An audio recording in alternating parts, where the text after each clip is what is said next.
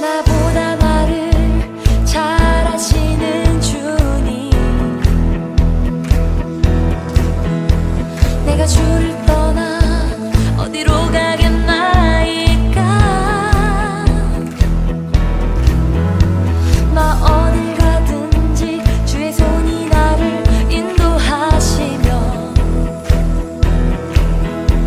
주의 오른손이 나를 붙드시리다.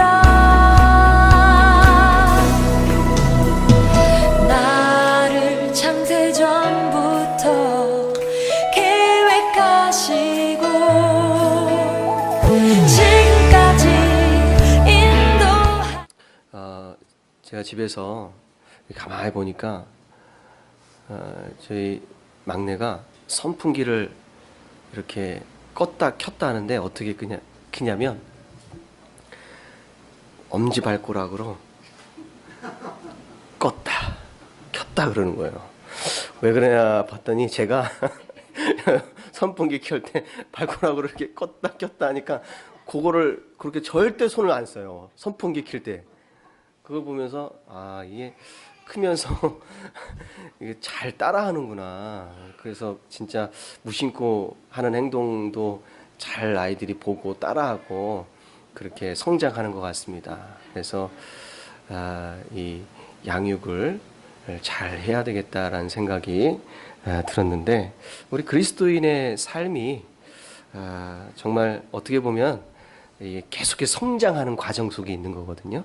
그러니까 잘못 배우면 잘한 것으로 생각하지만 잘못 배울 수도 있어요. 그렇기 때문에 항상 먼저 믿은 분들은 후배 신앙인들이나 어린아이들 앞에 신앙의 삶이 어떠해야 되는지 잘 좀 관심을 가지고 또 행동하시고 가르칠 수 있게 되기를 바랍니다.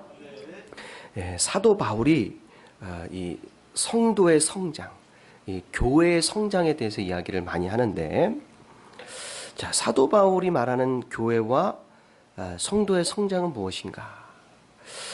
교회가 성장한다는 것은 무슨 의미냐면, 교회를 이루는 각 개인, 교회를 이루는 각 성도가 성장하는 것을 따로 떼놓고 말할 수가 없어요.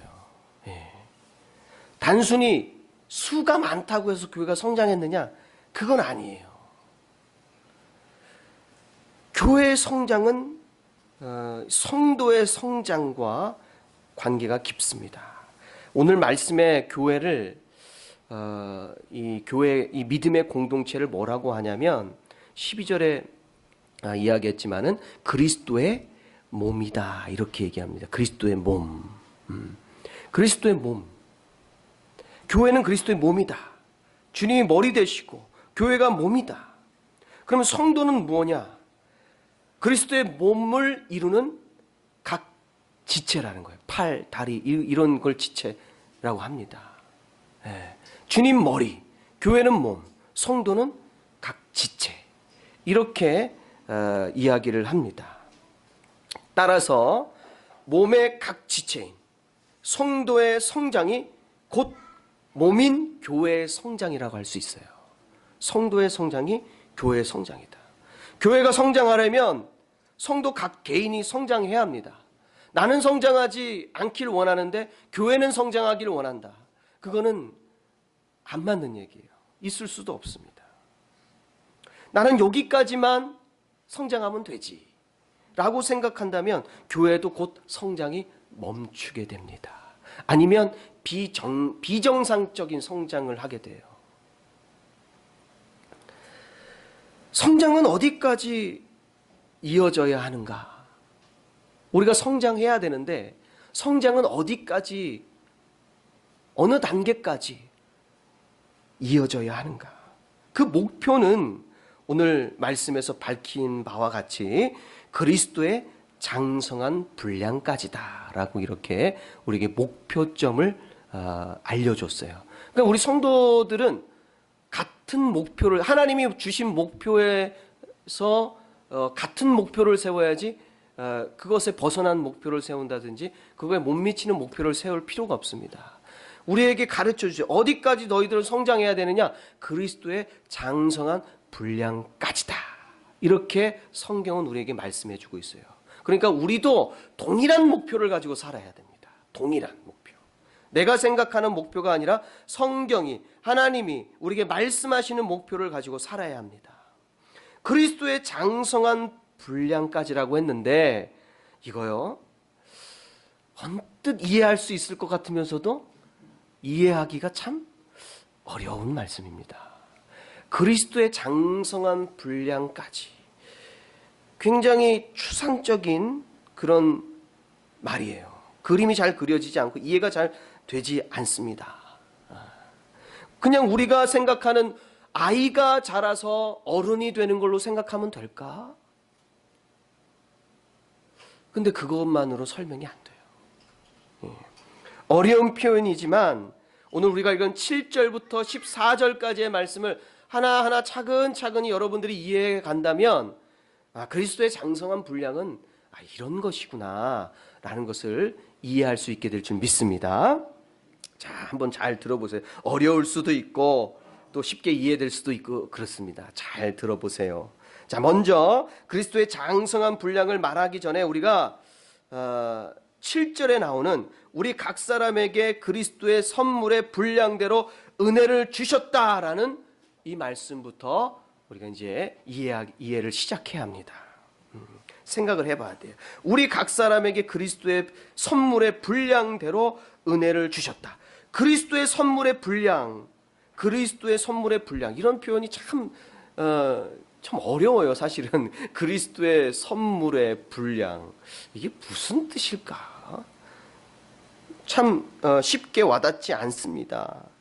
자, 이게 좀 다른 쉬운 말로 표현해 본다면, 다른 좀 쉽게 번역한 성경을 통해서 우리가 이해해 본다면, 그리스도께서는 우리에게 7절의 말씀을 이렇게 다른 성경은 번역합니다. 그리스도께서는 우리에게 각각 다른 은총을 알맞게 나누어 주셨습니다.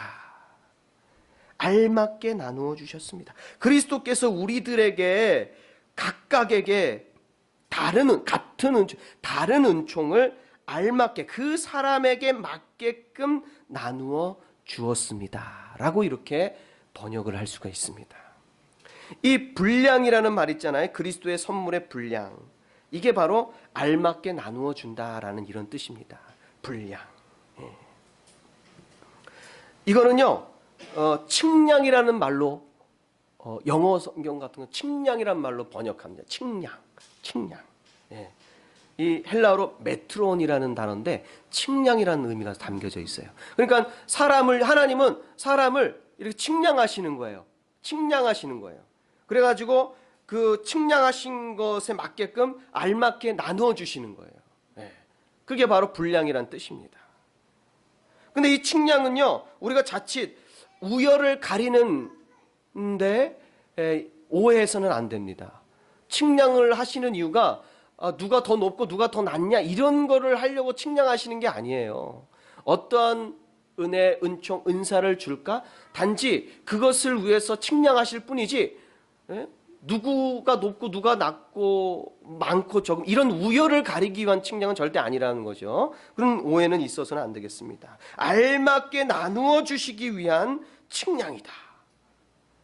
마태복음 25장에 보면은 달란트 비유가, 여러분들 잘 아는 달란트 비유가 나오는데, 거기에 보면은 예수님께서 그 비유 말씀하실 때 그 비유 말씀 속에 각각 그 재능대로 하나는 금 5달란트를, 하나는 2달란트를, 하나에게는 1달란트를 주고 떠났다 그랬어요. 거기 보면은 재능대로라는 말을 해요. 재능대로. 그러니까 그 사람의 분량대로 그 사람에게 알맞게 나누어 줬다는 뜻이에요. 알맞게. 우열을 가리기 위한 5달란트, 2달란트, 1달란트가 아니라 그 사람에게 맞게 나누어 줬다라는 겁니다. 왜 어떤 사람에게는 5달란트, 어떤 사람에게는 2달란트, 어떤 사람에게 1달란트를 주었는가? 그 주인이 그들을 같이 생활하면서 그 주인이 그들을 측량해 본 것이죠. 그들의 재능을 측량하신 거예요. 그러나 그 재능으로 절대로 그 주인은 우열을 가리지 않습니다. 그것을 정확하게 알 수 있는 것이 뭐냐면 5달란트, 2달란트 받은 사람이 열심히 일해서 5달란트 더 남기고 또 2달란트 받은 사람은 2달란트를 더 남겼거든요. 그런데 칭찬하는 내용을 보면 절대 우열을 가리지 않았다는 걸 알 수 있어요.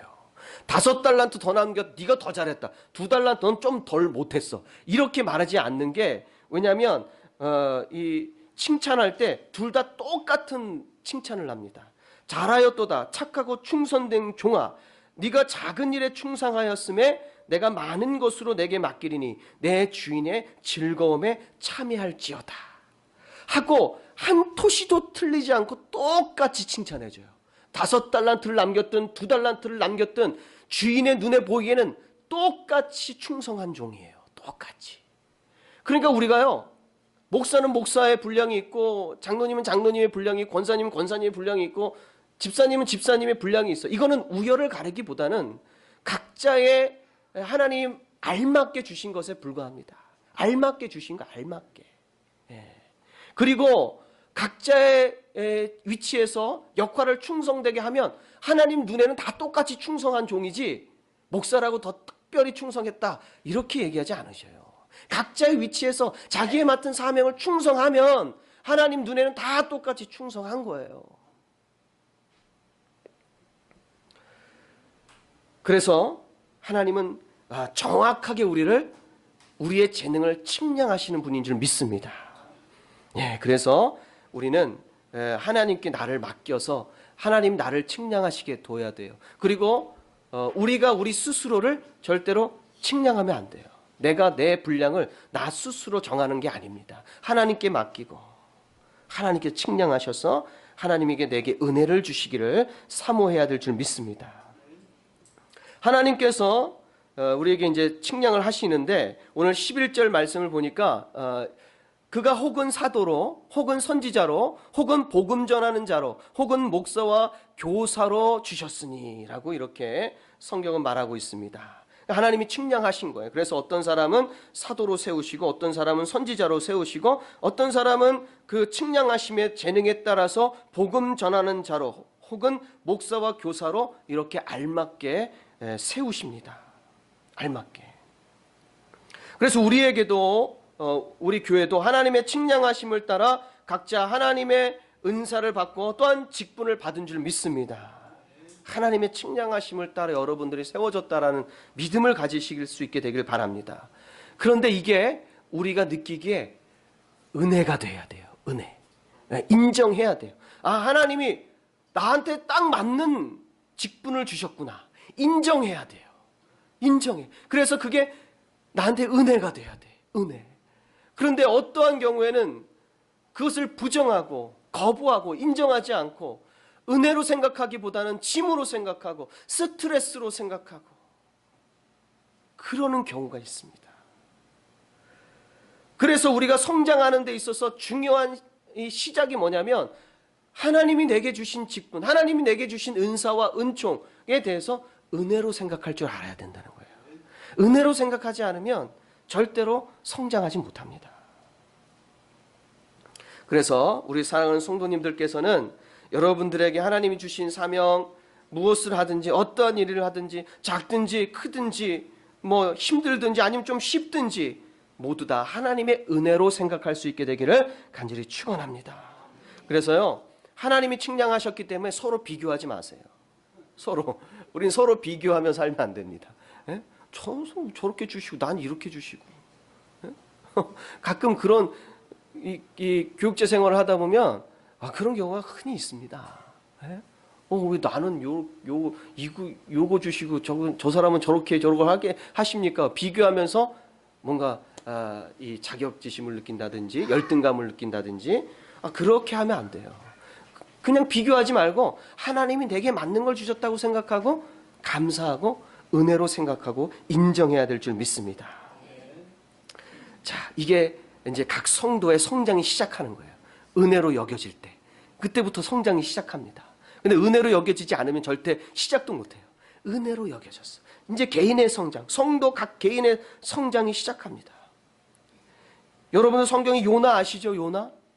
요나처럼요, 자기 사명을 거부하고 도망가는 사람이 있어요. 니느웨라 가라 그랬더니 다시스를 향하는 배를 탑니다. 네, 거부했어요. 은혜로 생각한 하나님, 니느웨 같은 악한 그 백성들을 왜 주님께서 그들을 이렇게 내리시는 재앙을 알리시고 그들을 구원하려고 합니까? 재앙을 들으면 분명히 회개할 텐데 그럴 기회조차 주지 마십시오. 그거예요. 네? 그 요나가 자기에게 주신 사명을 거부합니다. 인정하지 않고 도망가요.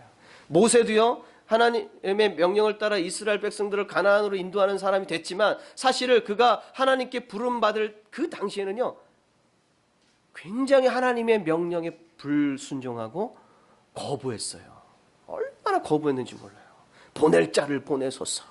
저는 입이 뻣뻣합니다. 혀가 둔하고 말을 못하는데 제가 이 지경까지 그냥 이방 땅에 와가지고 목자로 양치기로 살고 있는데 무슨 저를 이런 데 보냅니까? 하면서 거부합니다. 완고하게 거부합니다. 그런 모습은 이 성장하지 못한 성도, 개인의 그런 모습의 표본이라고 할 수 있어요. 그리스도인이다, 성도다, 우리가 칭함받기에 합당하도록 성장하기 위해서는 주신 것에 감사하고 은혜로 여길 줄 알아야 되는 줄 믿습니다. 자, 근데 여기서 멈추면 안 돼요. 자, 그리스도 어디까지 가라 그랬어요? 그리스도의 장성한 분량까지 성장하라 그랬어요. 그러니까 은혜로 생각하는 여기서 멈추면 안 돼요. 우리는 목표를 줬어요. 하나님께서 목표를 줬어요. 그리스도의 장성한 분량까지다. 더 나아가야 합니다. 한 단계 더 올라가야 돼요. 자, 이제 개인의 성장이 그리스도의 장성한 분량까지 이어지기 위해서는 어떻게 해야 되느냐? 자, 그것은 교회인 그리스도의 몸인 각 지체로서 연합해야 합니다. 연합. 은혜의 직분을 받은 사람들이 다 같이 하나가 되어서 각자의 역할에 충실히 임하여 봉사할 때 교회는 그리스도의 몸으로 세워집니다. 그리스도. 오늘 사도 바울이 그리스도의 장성한 분량까지 성장하기를 바라면서 그가 이야기하는 것은 무엇입니까? 교회는 그리스도의 몸이다. 그리스도의 장성한 분량까지 성장하기를 권하면서 무엇을 이야기하고 있냐면 교회는 그리스도의 몸이다. 지금 7절부터 14절까지의 전체적인 이야기의 맥락을 잘 살펴야지 그리스도의 장성한 분량이라는 뜻을 이해할 수 있습니다. 그것은 어떤 성장이냐? 바로 교회는 그리스도의 몸이기 때문에 몸을 바로 세우는 것이 그리스도의 장성한 분량까지의 성장이라고 말하고 있어요. 몸을 바로 세우는 거. 몸을 바로 세우는 거. 지체로서의 성장하기 시작하면서 교회는 그리스도의 몸으로서 바로 세워지기 시작합니다. 바로 세워지기 시작해요. 우리가 그리스도의 몸이 되어야 장성한 분량까지 성장할 수 있는 것입니다. 그리스도의 몸이 되어야. 각 지체로서 떨어져 있으면 그것은 생명이 없어요. 몸에서 떨어져 나간 지체가 살겠습니까? 죽겠습니까? 이 몸에 딱 붙어 있어야지 지체는 사는 거예요. 이 지체들은 사는 거예요. 딱 붙어 있어야지. 그러니까 각 지체가 하나님의 은혜를 깨닫고 하나님이 내게 맞는 알맞는 직분과 은혜를 주셨다는 것을 깨닫고 그랬다면 이제는 몸의 성장을 위해서 연합해야 합니다. 연합해야 돼요. 12절의 말씀을 보면 이는 성도를 온전케 하며 봉사의 일을 하게 하며 그리스도의 몸을 세우려 하심이라 그랬어요. 성도를 온전케 하며 봉사의 일을 하게 하며 그리스도의 몸을 세우려 하심이라. 자, 각 지체로서 불러가지고 하나님께서 측량하셔서 은사 주시고 은혜 주시는 이유가 뭐냐? 성도를 온전케 하며 봉사의 일을 하게 하며 그리스도의 몸을 세우려고 그렇게 은혜 주셨다라는 거예요. 직분도 주시고 은사도 주시고 각 개인을 성장시키시는 이유가 뭐냐? 바로 그리스도의 몸을 세우려고 그렇게 각 개인에게 은혜를 주셨다라는 겁니다. 여러분, 온전하게 한다라는 말이 무슨 뜻인지 아십니까? 봉사의 일을 할 수 있도록 훈련시킨다라는 뜻이 있어요. 훈련시키다. 훈련시키다. 은혜의 직분을 받았으면 하나님은 계속해서 성도를 훈련시킵니다. 목사가 되면 처음부터 목사가 되는 것이 아니라 하나님의 훈련을 계속해서 받아야 돼요. 장로님, 권사님, 집사님 다 마찬가지입니다. 교사, 성가대 다 마찬가지입니다. 직분 받는다고 해서 갑자기 그 완벽하게 그런 직분을 감당할 수 있는 사람이 되는 게 아닙니다. 성장해 가는 거예요. 계속해서 하나님께서 온전케 하며 성도를 봉사하는 일을 할 수 있도록 온전케 훈련시킨다는 얘기예요. 계속해서 훈련시킨다는 거예요.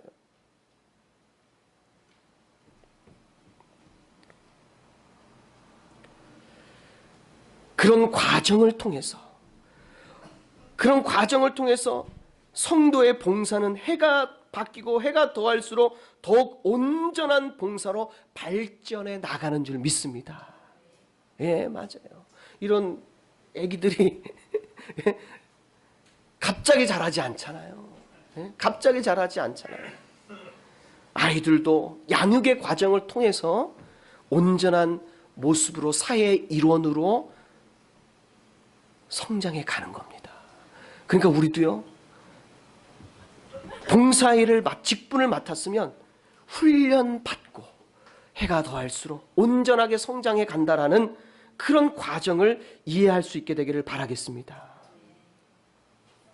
그러면 나 자신이 지체가 되어서 이제는 아직 어리니까 작은 일부터 시작하겠죠. 쉬운 것부터 시작하겠죠. 그렇게 하면서 조금 더 나의 지체의 모습들이 길어지고 커지고 하면서 더 풍성한 일들을 점점 더 많이 하게 되어 갑니다. 그러면 교회는 더욱 그리스도의 모습으로 세워져 나갑니다. 장성한 분량을 향해 나아가게 되는 거지요. 우리가 하나 될 수 있는 것은 사실 너무나 어렵습니다. 저와 여러분이 다르고 성도 각 개인이 다 달라요. 이렇게 다른데 어떻게 하나 될 수 있겠습니까? 사실 너무나 어렵고 때로는 불가능한 것이 아닌가, 이런 생각이 들어요. 그런데 오늘 말씀에 하나가 될 수 있게 하는 능력을 가르쳐 줍니다. 하나가 어떻게 될 수 있느냐? 그것은 바로 13절에 나오네요. 우리가 다 하나님의 아들을 믿는 것과 아는 일에 하나가 돼요. 하나가 돼요. 무엇으로 하나가 됩니까? 우리의 성격을 조금씩 맞춰가면서 하나가 될까요? 성격을 이렇게 조금씩 맞춰가면서? 아니요. 우리의 성격 가지고는 우리가 하나로 맞춰질 수 없습니다.